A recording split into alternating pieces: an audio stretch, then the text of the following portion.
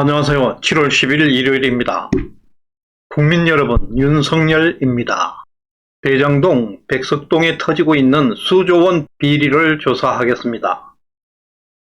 국가 법인카드로 초밥도 사먹지 않겠습니다. 국정원 간첩 소굴을 가만두지 않을 것입니다. 국민을 강제로 북송도 하지 않겠습니다. 혈세로 싸낼 옷을 사입는데 국민 세금 수천억도 쓰지 않겠습니다. 북한과 내통하고 돈을 퍼주는 일도 없을 것입니다. 원전도 복원하여 산천을 태양광으로 도배하지도 않겠습니다. 수천억 삥 뜯는 라임 옵티머스 같은 사기 펀드를 엄단하겠습니다.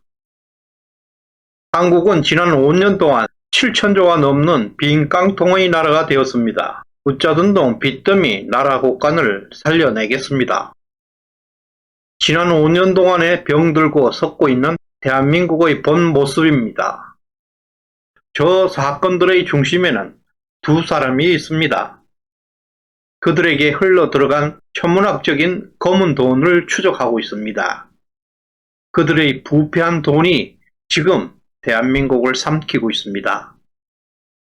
그들의 지지율이 얼마인지 아세요? 또 저 윤석열의 지지율이 얼마인지도 아십니까?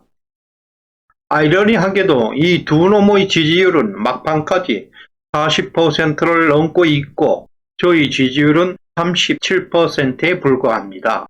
기가 막히고 코가 막힙니다. 오늘의 주제는 윤석열 대통령의 지지율에 대한 냉철한 분석을 해보겠습니다. 1. 광기의 집단주의. 2. 만들어진 지지율. 3. 윤석열과 박정희. 이런 순서로 준비하였습니다. 여러분의 관심은 저에게 큰 힘이 되고 있습니다. 구독과 좋아요 부탁드리겠습니다. 첫 번째, 광기의 집단주의입니다. 지난 인천 계양 보궐선거에서 나타난 심각한 병폐 현상입니다. 40대 지지율이 66.4% 대 26.0%, 격차는 무려 40.4%입니다. 40대들이 이재명을 절대적으로 선택하고 있습니다. 어떤 종류의 여론이든 65% 이상 편향된 사회는 집단 광기의 사회라고 합니다.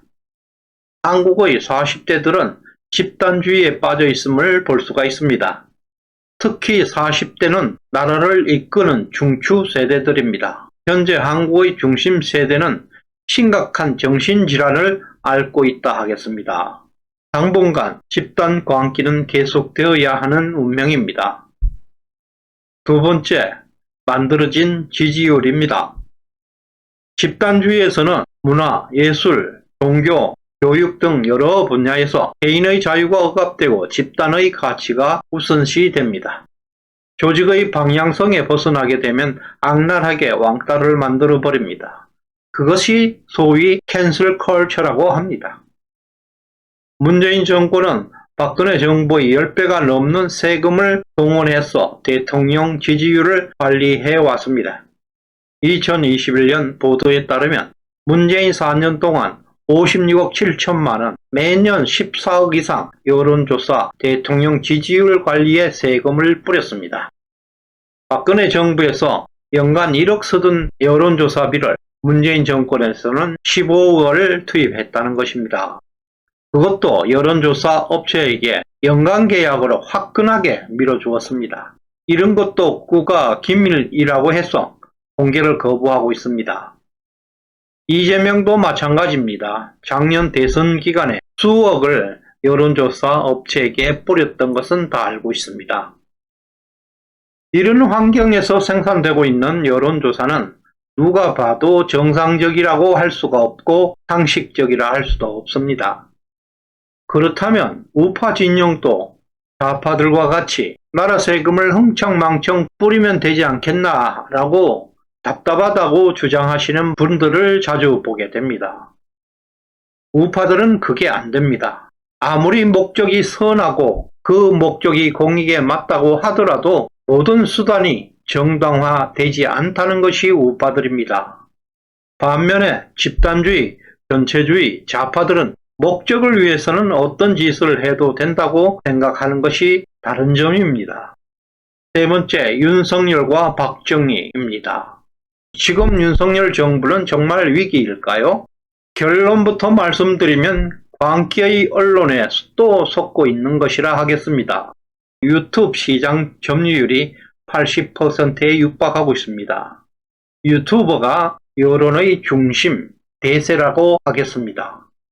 국힘당 이준석 대표가 축출되는 초유의 사건이 발생한 것도 가로세로 연구소의 작품이라 하겠습니다. 특히 이준석은 유튜버들을 틀딱이라고 하다가 자신이 틀딱들에게 당한 꼴이 되었습니다. 현재 국힘당 내부에서도 여전히 유튜버의 영향력을 과소평가하는 분위기가 큽니다. 여러분, 공중파 MBC, KBS 방송이 몇 개라고 생각하십니까? 2개라고요? 놀랍게도 MBC, KBS에는 수십 개 채널이 가동되고 있습니다. 본 방송은 물론 하나이지만 수많은 기자와 앵커, 각자들이 방송국 명의로 유튜브를 개설하고 극렬하게 반정부 방송을 쏟아내고 있습니다. 그들은 공영방송, MBC, KBS 지위를 이용하고 있습니다. 그들은 출연료를 듬뿍 주고 유명한 인사, 저명 인사, 최고의 전문가들을 초청해서 하루 종일 윤석열 정권을 비난하는 데 현안이 되고 있습니다. 이들은 국민들이 낸 세금을 반정부 활동을 하는 데 사용하고 있습니다. 앞에서 말씀드렸다시피 이런 채널이 한두 개가 아닙니다. 유튜브 시장에 공영방송 채널들이 수십 개가 가동되고 있습니다. 작년에 문재인 정부는 유튜버가 소속되어 있는 구글에 400억이 넘는 광고를 몰아주었습니다. 문재인 정권은 집권하자마자 가장 먼저 한 일이 무엇인지 아십니까? 바로 공영방송을 잔인무도하게 강제로 장악한 것입니다. MBC 사장을 교체했고 기자와 앵커 등 19명을 해고했습니다. KBS 사장도 교체했고 기자와 앵커 등 17명을 자천시켰습니다.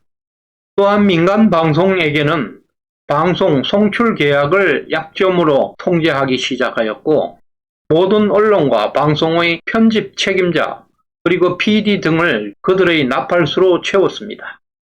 MBC, KBS는 정권이 교체되었음에도 아직도 격렬하게 윤석열 대통령을 저주하는 방송을 내보내고 있습니다. 무슨 똥배짱으로 이러는지 모르겠습니다. 윤석열 대통령은 48%의 득표율로 당선되었다는 것에 주목해야 합니다. 부정선거 요인을 감안하더라도 50% 중반 이상 지지율을 돌파하기는 매우 어렵습니다.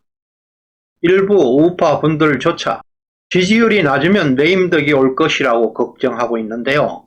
걱정하지 않아도 됩니다. 윤석열 정부는 문재인 3류 정치와 차원이 다르다는 것을 명심해야 합니다. 문재인과 똑같은 부류로 보게 되면 낮은 지지율은 큰 문제가 될 수도 있습니다. 임기 말까지 레임덕은 오지 않을 것입니다.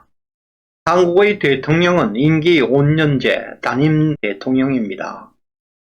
역사적으로 국가 발전은 민주주의가 다소 억압될 때 진보했고 민주주의가 만개할 때는 오히려 쇠퇴해 왔습니다.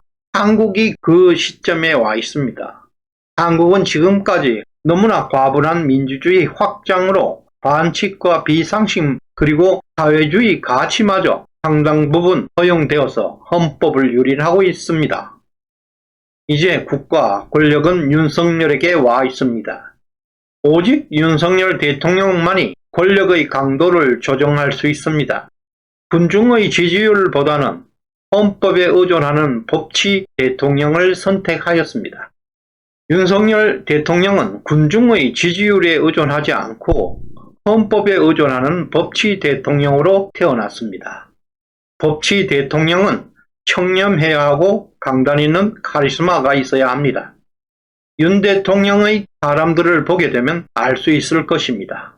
강력한 법치주의에는 레임덕이 존재할 수가 없는 것입니다.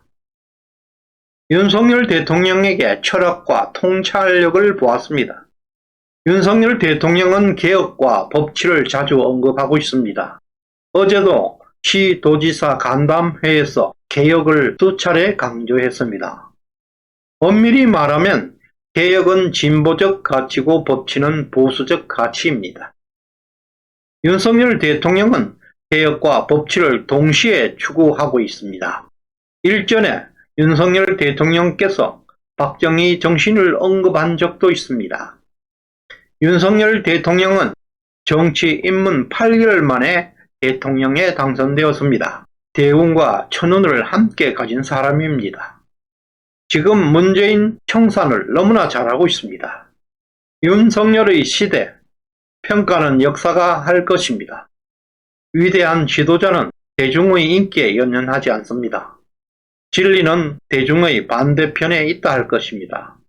시청해 주셔서 감사드립니다.